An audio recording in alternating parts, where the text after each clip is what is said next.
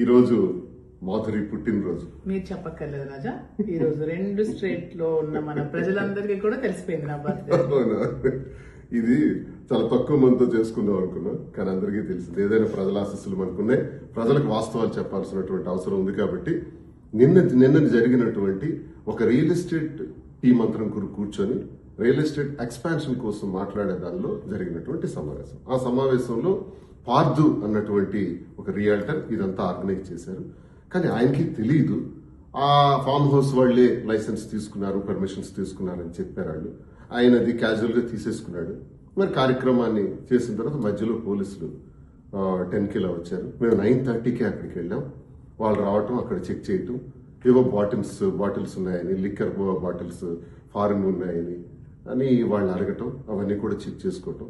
తర్వాత నన్ను కూడా వాళ్ళు చూడటం, చూసి సార్ మీరు ఇక్కడే ఉన్నారా, ఇక్కడ లైసెన్స్ లేదు, పర్మిషన్ లేకుండా ఇది జరుగుతుంది కాబట్టి మేము రావటం జరిగింది, ఇవన్నీ సీజ్ చేస్తున్నామండి అన్నారు. That's all.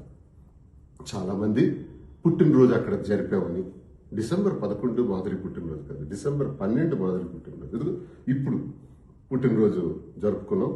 ఈ సందర్భంగానే మరి అందరికీ కూడా ఒకసారి మీ అందరి ఆశీస్సులు ఉండాలని ప్రతి ఒక్కరికి, ప్రజలందరికీ, 2 రాష్ట్రాల తిరుగు వారికి, దేశ విదేశాల్లో ఉండే ప్రతి ఒక్కరికి, తెలిసిన ప్రతి ఒక్కరికి కూడా నేను తెలియజేస్తున్నాను.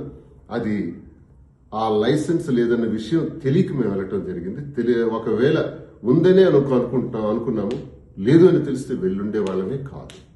కాబట్టి దయచేసి దీన్ని ఎక్కువ ఎక్స్టెండ్ చేయకుండా, ఈ జరిగిన విషయం పైన పోలీసు వారు కూడా కేసు కట్టారు, ఫామ్ హౌస్ యజమాని పైన, పార్టీ పైన.